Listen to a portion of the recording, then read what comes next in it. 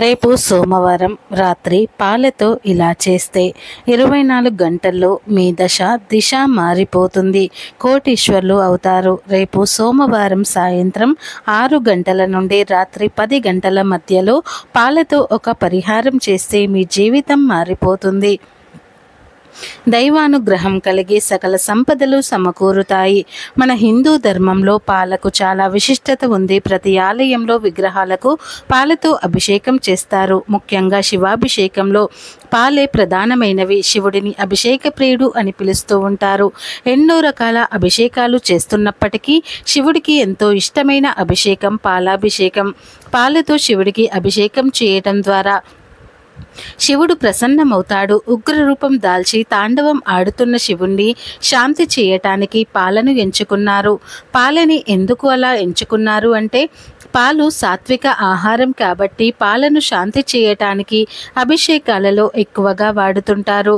శివుడికి అభిషేకంలో పాలను ఎందుకు వాడుతారు అన్న విషయం గురించి మన పురాణాలలో ఇంకొక కథ కూడా ప్రాచుర్యంలో ఉంది. దేవతలు రాక్షసులు సాగర మథనం చేస్తున్నప్పుడు సముద్ర గర్భం నుండి కాలకూట విషం ఉద్భవిస్తుంది. ఆ విషాన్ని సేవించిన పరమేశ్వరుడు ఆ విషాన్ని తన కంఠంలోనే నిలువ ఉంచుకోవటం కోసం అతని గొంతు నీలంగా మారుతుంది. అందువలన ఆ పరమశివుణ్ణి నీలకంఠుడు అని పిలుస్తారు.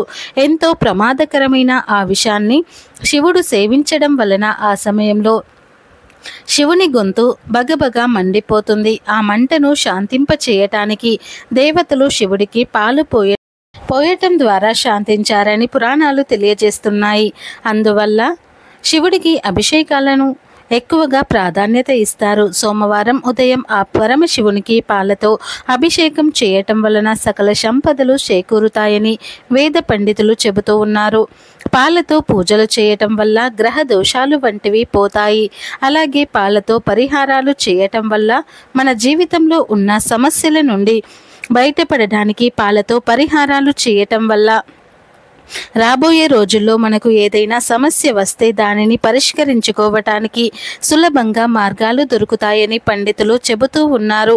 అయితే రేపు సోమవారం రాత్రి పాలతో ఏ పరిహారం చేయాలో ఇప్పుడు మనం ఈ వీడియోలో వివరంగా తెలుసుకుందాం. ఫ్రెండ్స్, అంతకన్నా ముందు మా వీడియో మీకు నచ్చినట్లయితే ప్లీజ్ లైక్ చేయండి, అలాగే షేర్ చేయండి. మా ఛానల్ని మీరు మొదటిసారిగా చూస్తున్నట్లయితే తప్పకుండా ఇప్పుడే సబ్స్క్రైబ్ చేసుకొని మాకు సపోర్ట్ చేయండి. ఇక వీడియోలోకి వస్తే రేపు సోమవారం సాయంత్రం 6 గంటల నుండి 10 గంటల లోపు ఎప్పుడైనా సరే పరిహారం చేసుకోవచ్చు. అయితే ఈ పరిహారం చేసే రోజున మాంసాహారం తినకుండా ఉండాలి.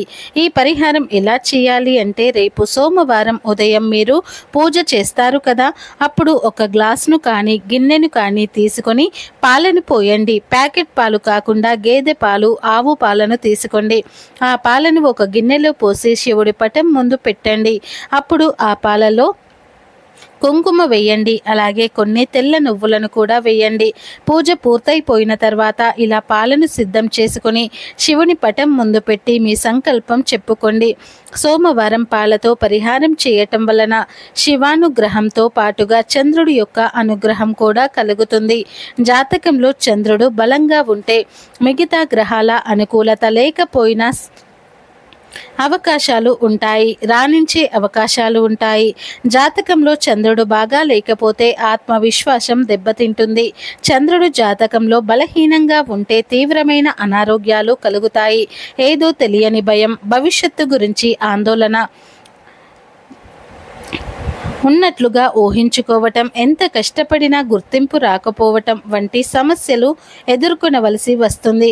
ఇవి మాత్రమే కాదు, మనసు నిలకడగా లేకపోవటం, చెప్పిన మాటకు చేసే పనికి పొంతన లేకపోవటం, బంధువులకు దూరం అవ్వటం, ప్రతి చిన్న విషయాన్ని తప్పుగా అర్థం చేసుకోవటం వంటి సమస్యలు కలుగుతాయి. జాతకంలో చంద్రుడు బలహీనంగా ఉంటే, చంద్ర దోషాలు ఉంటే జీవితాంతం ఇబ్బందులు పడాల్సి వస్తుంది. చంద్రుణ్ణి మనసు కారకమైన గ్రహంగా చెబుతూ ఉంటారు. అందువలన చంద్రుడు బలహీనంగా ఉంటే మానసిక ఒత్తిడి, కలుగుతుంది.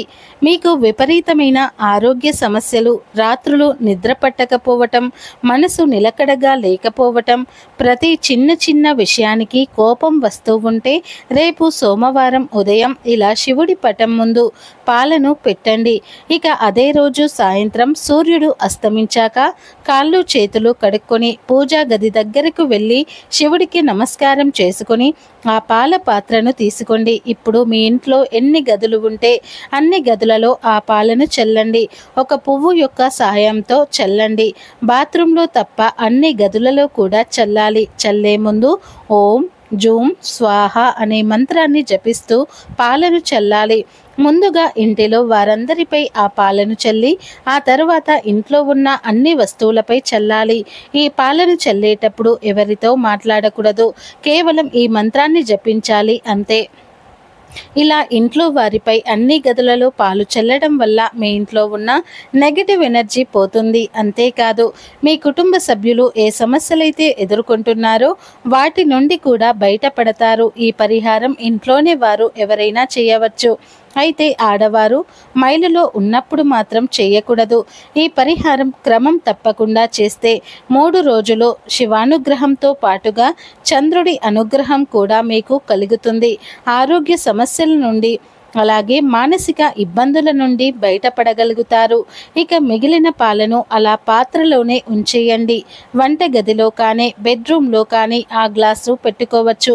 ఇక మరుసటి రోజు ఉదయం స్నానం చేయకముందే ఆ పాలను ఏదైనా ఒక చెట్టు మొదట్లో పోయండి.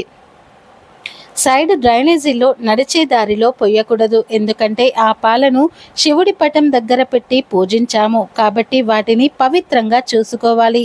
ఆ పాలను ఏదైనా ఒక చెట్టు మొదట్లో పోసి మా సమస్యలు ఈ రోజు నుండి తొలగిపోవాలని నమస్కారం చేసుకోండి. ఈ పరిహారం రహస్యంగా చేయటం మంచిది. నమ్మకంతో చేస్తే 100% రిజల్ట్ని చూస్తారు. ప్రతి ఒక్కరు కూడా రేపు సోమవారం సాయంత్రం 6 గంటల నుండి 10 గంటల లోపు పాలతో ఈ పరిహారాన్ని చేసి 24 గంటల్లో మీ దశ మార్చుకొని కోటేశ్వర్లుగా మారిపోండి. ఆనందంగా జీవించండి. బంగారం చూసి ఆశపడి కొనలేని ఆడవారు సోమవారం ఇలా చేస్తే మీరు కోరుకున్నంత బంగారం వస్తుందని పెద్దలు అంటూ ఉన్నారు. నిత్య జీవితంలో తొందరగా బంగారం కొనాలంటే, ఇల్లంతా బంగారంతో నిండిపోవాలి అంటే సోమవారం రోజు ఒక చిన్న పని చేయండి. మరి ఆ పని ఏమిటో ఈ వీడియోలో తెలుసుకుందాం. చాలామంది ఆడవారికి బంగారం మీద మక్కువ అనేది ఎక్కువగా ఉంటుంది. కానీ కొనడానికి చేతిలో డబ్బులు ఉండవు. బంగారం చూసి ఆశపడుతూ ఉంటారు కానీ కొనుక్కోలేరు. పక్కింటి వారు పొరుగింటి వారు బంగారం కొనుక్కుంటున్నారని బాధపడిపోతూ ఉంటారు. ఇలా కాకుండా మీరు కొందామనుకున్న బంగారం కొనడానికి సరిపడా డబ్బు చేతికి రావాలి అంటే సోమవారం ఒక చిన్న పరిహారం చేయాలి. సోమవారం రోజు స్త్రీలు చక్కగా ఉదయమే నిద్రలేచి శుచిగా స్నానం చేయండి. పార్వతీ పరమేశ్వరులకు పూజ చేయండి. ధూప దీపాలను చూపించండి. పెరుగులో పంచదార కలిపి నైవేద్యం పెట్టి ఆ పెరుగును ప్రసాదంగా స్వీకరించండి.